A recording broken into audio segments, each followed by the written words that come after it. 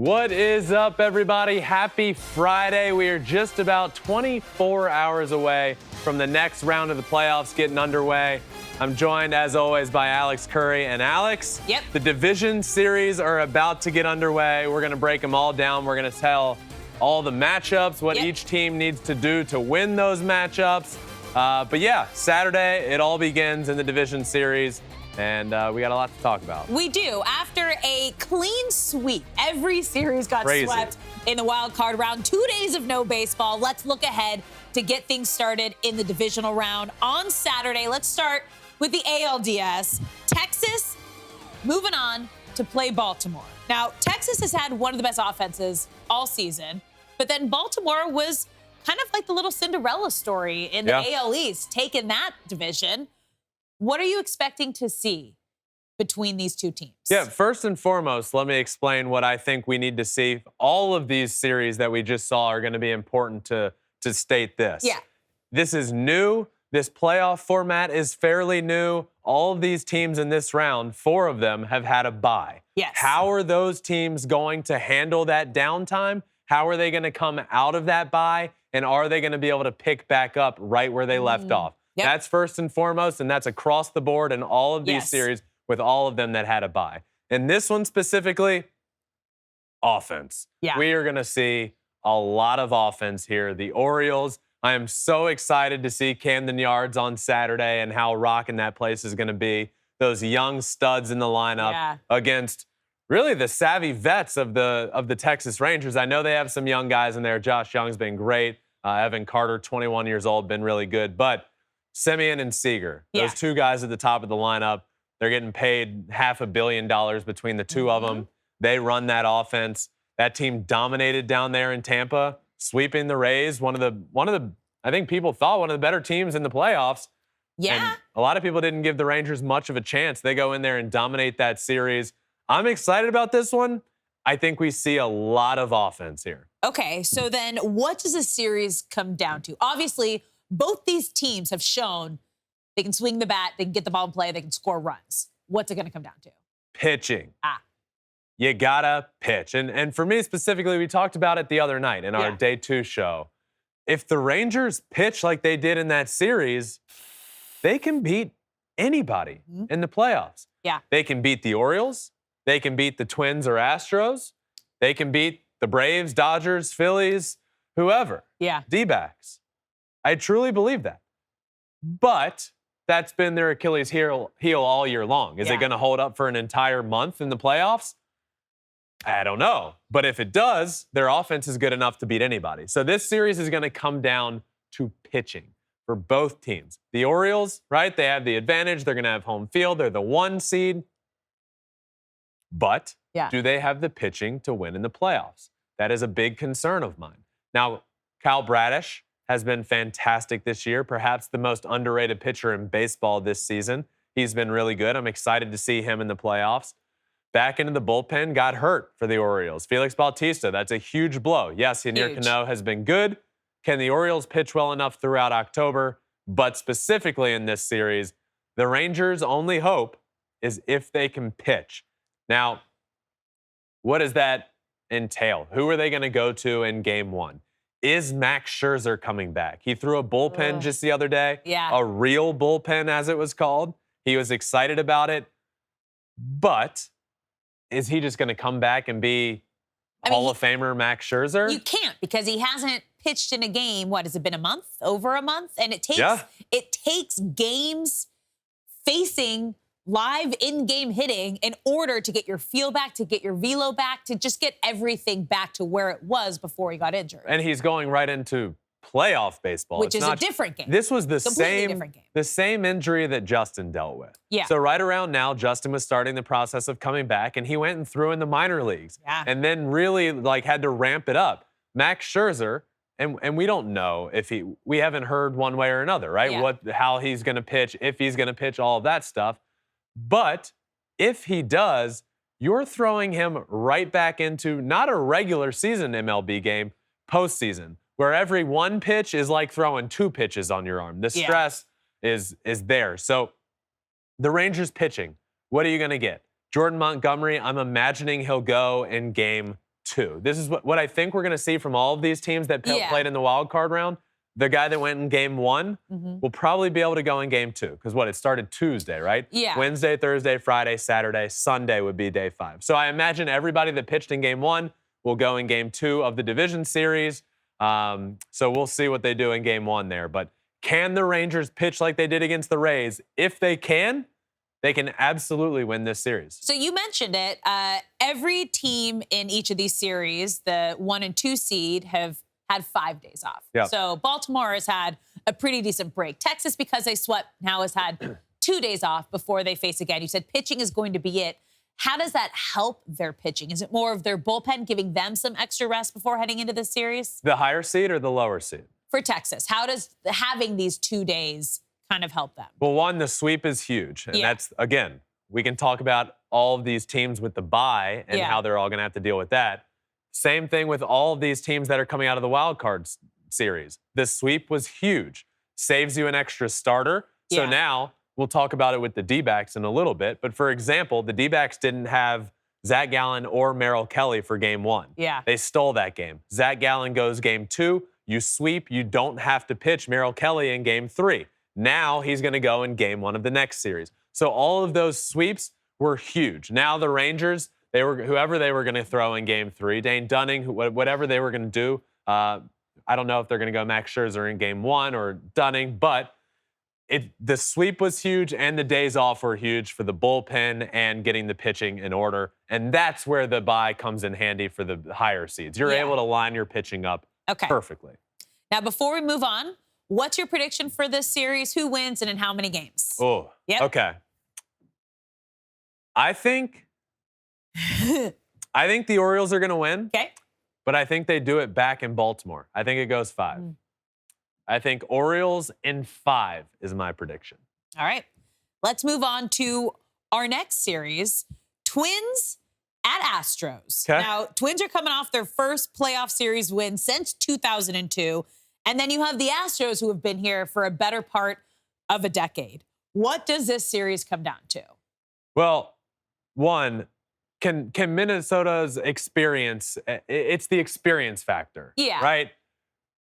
Can their inexperience match up to the Astros' experience? Yeah. And nobody will know the answer until they get out there on the field. But, again, the Astros are coming in riding a high. Last weekend of the year, everything happens, right? They literally clinched the AL West on Sunday. Everything fell into place perfectly.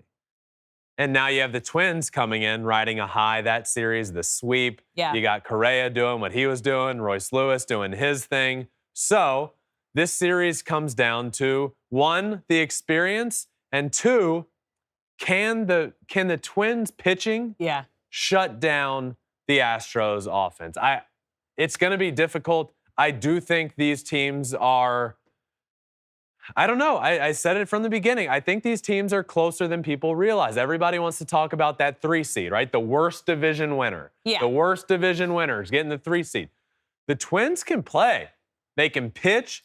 They have timely hitting. They're going to be a good matchup. And if they can steal one on the road and get back to Minnesota, that place was rocking in the wild card round. It was. Now, as you mentioned, Twins don't have the experience like the Astros do, but they do have Carlos Correa, who not only has the experience, but is extremely familiar with the Astros. What do you think that matchup is going to be like with Correa back in Houston? It's going to be fun. Yeah. Carlos is going to show out in Houston. You know he's going to do something. I would go on the record right now and say Carlos is probably going to hit a homer in Houston in one of those first 2 games.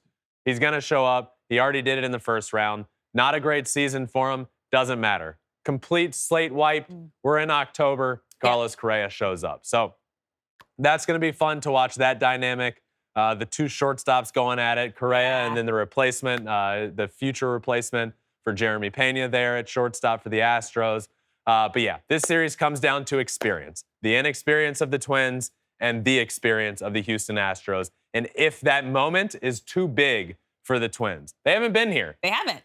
Is this moment going to be too big for this young, inexperienced team in the playoffs against the most experienced team in the playoffs? This is where they're going to need Carlos Correa to step up as a leader in that clubhouse who has the experience to really help this Twins team. Now, prediction time. Who's winning this series and in how many games? I'm going to say the Astros win. Astros my World Series champ. I know, to have so they them have advancing. to. I'm stuck between 3 and 4 games. I'm saying 4. I'm going to say they sweep. Okay. I'm going to say the Astros sweep. All right. Yeah. Yeah? I'm worried. I like the Twins a lot. I'm worried about the experience going into Houston. Well, that's what it is in the postseason. Right, and that's why the Astros have gone to 6 consecutive ALCSs. We'll see. I like the Twins, and I know it might be a little hypocritical to say in one sentence these teams are closer than I think many people think, and then I think the Astros sweep. But for me, it's not talent-wise on the field closer than people think. The experience in the playoffs is the big separator here. I'll take Astros in 3. All right, let's move on to the NLDS, starting with the Phillies. Moving on to play the Braves, we are getting a rematch from last year. And we talked about it after the sweeps. The Phillies are the team to beat right now in the postseason. They have all the momentum. As you mentioned off the top of the show, Braves are sitting. It has been 5 days. Phillies are coming off an extremely exciting series sweep. Will history repeat itself? The Phillies are the best team coming out of the wild card round. Let's not get it twisted. The Braves are the best team in the playoffs. Come in as the best team all season long. They've been sitting, yes, but they've been sitting and waiting for their opponent that you best believe they knew would be the Phillies.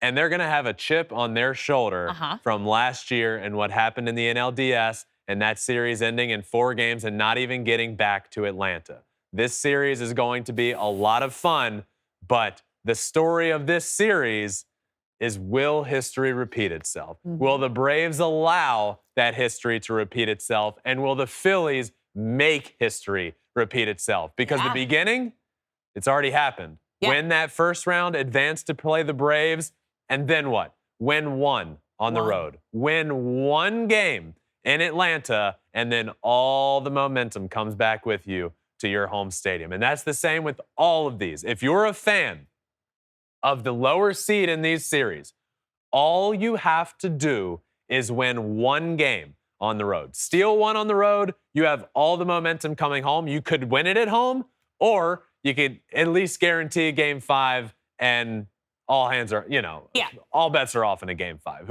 Or game 5 or game 7, however long the series goes. Win 1 on the road, that's what the Phillies need to do. If you want to recreate history, go to Atlanta, win 1 of those games, come back and win it in 4. But the Braves, I have the Braves going to the World Series. I don't think they let history repeat itself. I see what the Phillies are doing. Everybody sees what the Phillies are doing, but it's recency bias, right? Because they played in the wild card round. The Braves didn't. Let's not get it twisted how good the Atlanta Braves are. The Braves are the best team in baseball. They're different than last year. They're a much better team. I am a bit concerned about some of the pitching injuries. And if there is a team to beat the Atlanta Braves in the postseason, it is going to be the Philadelphia Phillies. But I think the Braves get it done here. But does history repeat itself or not? How many games? 5. It gets back to Atlanta. Braves it's going all the way. 5. All right. Now let's get to our final divisional series, the Dbacks, moving on to play their division rival, Dodgers. Now, Dodgers took this one when the D-backs faced each other in the DS back in 2017. And obviously, when you look at this, Dodgers clearly have the better offense. They have a top 2, top 3 offense in the league all season. How do the D-backs make this a series? They have to create as much chaos as humanly possible. And that's why they're here. Because they create chaos. They don't have a top 5 offense in the game. They don't have a top half of the league pitching staff in the game. What they do have is young, inexperienced, athletic players that are just going to try and get on base and wreak a bunch of havoc. And they got to score runs. The Dodgers outscored the D-backs 72-47 during the regular season. They played each other. Regular season, different ball game. We'll see. The Dodgers are the better team. They're the better offense. I can tell you, the D-backs, the way they win is by getting on base, working your walks, bunt singles, getting hit by pitches, do whatever you need to do to get on base, steal bases, manufacture runs. That's what they're going to have to do. But it's going to get annoying if they're nickel and diming them and scoring 1 run here and then 1 run here, and then next thing you know, you're winning 2-0, and the next thing you know, Freddie Freeman hits a grand slam, and you're like, all that, and we're in the 7th inning, and they score 4 runs just like that. It's not going to be easy, but the more chaos, the better for the Arizona Diamondbacks. Series prediction, and in how many games? I've told you I'm worried about the Dodgers pitching in the playoffs. I think the D-backs get 1. Okay. I think the Dodgers win this series in 4. 3-1 Dodgers. Sam? I like that, yeah. So, I'm excited for Saturday. Tomorrow, it all begins. Back. Baseball is back. We get Saturday with Smoltz, by the way. Everything's going down then. Justin will be on the mound. I'm excited. And we'll be back after the games. Yes. After all the games, just like we were the first couple days of the playoffs, we will be back live following the last out of the last game of the night. We're recording to drop the podcast right when it ends, and then overnight you can listen to it the next morning. But you can also watch us live after every single day of the postseason for the most part. There's a couple that we don't do, but for the most part, we are live after every single out on YouTube, on TikTok, on Facebook, on Twitter, anywhere you want to watch us. We're there. So it all begins Saturday. It all begins tomorrow. Round 2 of the playoffs. This is where the fun begins. Yeah. Best of 5. 2 at the higher seeds home, 2 at the lower seeds home, and then back for a Game 5 at the higher seed. This is going to be a lot of fun. We're locked in. We'll see you soon after the final out of the final game on Saturday. But thank you all for listening. Make sure you're subscribed wherever you listen to your podcast, Apple, Spotify, wherever. Flippin' Bats Pod. We're also on all social media, including YouTube, where you can watch every single thing we do, including the live shows. That's at Flippin' Bats Pod. But that does it for this Friday episode. Enjoy this weekend's games, everyone. Saturday with Smoltz tomorrow as well. Until Saturday night after the last out, we will see you then. Peace.